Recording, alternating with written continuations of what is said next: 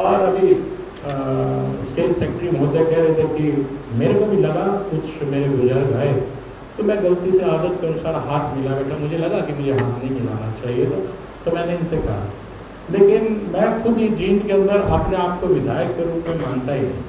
मुझे जींद के अंदर वो फीलिंग ही नहीं आती कि मैं विधायक, मुझे वही लगता है वही डॉक्टर मिड्डा का लड़का हूँ। और सभी मेरे को जानते हैं, बहुत से बुजुर्ग ऐसे हैं जिन्होंने मुझे निक्कर में स्कूल जाते हुए भी देखा है, साइकिल पे भी देखा है, स्कूटी पे भी देखा है, तो कार पे भी देखा है। तो उन सब आप सबके बीच में पला बैठा हुआ, तो वो बात आती नहीं। अपने माँ बाप और अपने बुजुर्गों के सामने क्या दिखाना। मेरा अक्सर एक बार प्रयास ये भी रहता है, मैं किसी मंदिर में या कहीं जाता हूँ, वो आदत मतलब वो मेरा स्वागत करने के लिए माला पहनाने का काम करता है। मैं कहता हूँ मुझे माला कम से कम भगवान के सामने मत पहना। उनके गले में हम पहनाए वो तो समझ आता है, लेकिन भगवान के सामने हम माला पहने, ये अच्छी बात है। मेरी अपनी सोच है, मेरा अपना विचार है, और बुजुर्गों के भी मैं कोशिश करता हूँ कि कोई बुजुर्ग व्यक्ति मुझे माला ना पहनाए, मैं उल्टा उन्हें ही माला पहना देता हूँ, क्योंकि आपसे ही तो हमने सब कुछ लिया है, फिर आपसे माला क्या पहना। प्रोटोकॉल हो सकता है, लेकिन बहुत सी चीजें ऐसी होती हैं जब प्रोटोकॉल को तोड़ देना चाहिए, वो मेरा अपना नहीं। जहाँ रीत होती है वहाँ प्रीत नहीं होती, और जहाँ प्रीत होती है वहाँ रीत नहीं होती। बहुत सी चीजें ऐसी होती हैं जहाँ आदमी की अपनी प्रीत है। मुझे लगता है मेरा सारा परिवार अपना, जींद मेरा अपना, और जींद को भी कहीं ना कहीं कोई मुझे वोट दे ना दे, लेकिन उस व्यक्ति को लगता है कि डॉक्टर मिड्डा मेरा है। ये बात मेरे लिए बहुत बड़ी है कि हर व्यक्ति, मेरी खिलाफत करने वाले के मन में भी मेरे प्रति कहीं ना कहीं प्यार रहता है।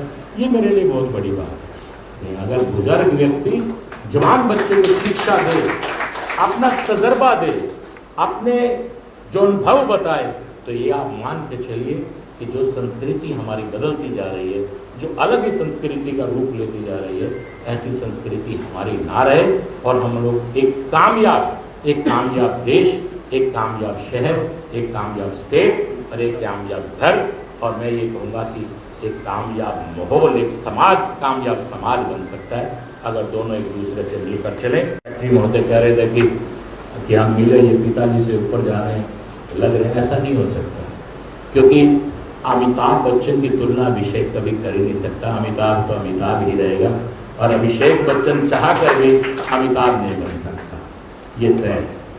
तो मैं 7 जन्म भी लूँ तो भी अपने पिताजी जैसा नहीं बन सकता। आप लोगों का प्यार और आशीर्वाद इसी प्रकार मुझ पर बना रहे। और जहाँ तक बात रही विकास की, देखिए आप लोगों के आशीर्वाद से जितना मुझसे हो पाया, चाहे वो मेडिकल कॉलेज है, चाहे वो भाखड़ा का पानी है, चाहे आज आप देखें कि प्रत्येक चौक को सुंदर रूप में दिया जा रहा है, जींद की मुख्य सड़कों को वाल टू वाल किया जा रहा है। आप देख रहे हैं कि सड़क के साइडों में भी ब्लॉक लगाने का काम किया जा रहा है। 2-3 सड़कें रह गई हैं, उनको भी जींद की सड़कों को जल्दी ही ऑर्डर पास करवा के बनवा दिया जाएगा। चाहे आपकी सफीदो रोड है, इसका पैसा मंजूर हो गया, लेकिन कुछ कारणों से, क्योंकि जितनी ज़मीन हम लोग पेड़ तोड़ेंगे उससे दुगने पेड़ लगाने के लिए जगह चाहिए, वो भी ऑलमोस्ट जगह को देख लिया गया, वो भी जो क्लियरेंस हो जाएगी तो उसके बाद इस पर भी काम चल जाएगा। मैं पूरा प्रयास करूँगा कि मेरी जन्मभूमि जींद है और मेरे पिता की कर्मभूमि रही है जींद। पूरा प्रयास करूँगा कि अपने जींद का कर्ज उतार सकूँ, ये मैं आप लोगों को विश्वास दिलाता हूँ।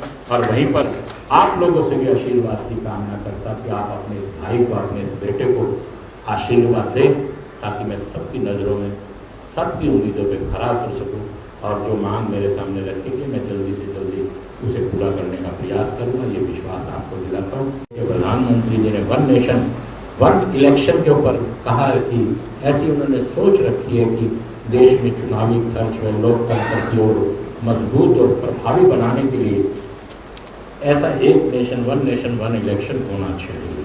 मैं आप लोगों से भी निवेदन करूँगा कि जहाँ भी आप बैठें इस बारे में चर्चा जरूर करें, क्योंकि विपक्ष के द्वारा बार बार विश्व के सबसे बड़े लोकतंत्र को चुनौती देना, देश में लोकतंत्र पर हमला है। पारदर्शी प्रणाली को अपना नाकामी छुपाने के लिए देश की जनता के समर्थन का अपमान करना देश की आंतरिक व्यवस्था की चुनौती है। इन सब बातों को लेकर हमारे देश के लिए जरूरी है कि 1 नेशन 1 इलेक्शन होना चाहिए, जिससे हमारा खर्चा भी बचेगा और हमारा देश ऊंचाइयों पर ही पहुँचेगा। अक्सर हम देखते हैं कि एक ही साल के अंदर 2-2, 3 चुनाव हो जाते हैं, आचार संहिताएं लग जाती हैं, हमारे काम रुक जाते हैं, और मैं आप सबसे निवेदन करूंगा, कहीं भी बैठे इस बारे में चर्चा जरूर करें। हो सकता कोई किसी पार्टी का, कोई किसी पार्टी का, लेकिन जो हमारे देश के फायदे के लिए हो उसकी चर्चा हमें जरूर करनी चाहिए। आज भी आप देख रहे हैं कि हम आज जो पाकिस्तान का हिसाब है वो आप लोगों के सामने के किस प्रकार के हालात हैं। फिर भी देश में कुछ पार्टियां ऐसी हैं जो देश के खिलाफ बयानबाजी करती हैं, जो गलत है। ऐसे विषय में सिर्फ एक ही होना चाहिए, देश का प्रधानमंत्री कोई भी होता है, किसी भी पार्टी का होता है, सबको एक साथ खड़ा होना चाहिए कि आज ये लड़ाई हमारे देश की लड़ाई है, किसी पार्टी की लड़ाई नहीं है। सबका बयान एक जैसा होना चाहिए कि हम पूर्ण रूप से तैयार हैं और पाकिस्तान को उखाड़ फेंकने का काम करेंगे, ऐसा हम लोगों को बयानबाजी करनी चाहिए। तो ये हम लोगों की मानसिकता के ऊपर, क्योंकि अलग अलग पार्टियों की अलग अलग मानसिकता है, जिसके अनुसार मैं कहता हूँ कि बड़ी दिक्कत है। खबर का मतलब ब्रेकिंग न्यूज नहीं, हर बहस का मतलब हंगामा नहीं। हरियाणा की सारी खबरें केवल हरियाणा बुलेटिन पर, सीधी बात, नो बकवास।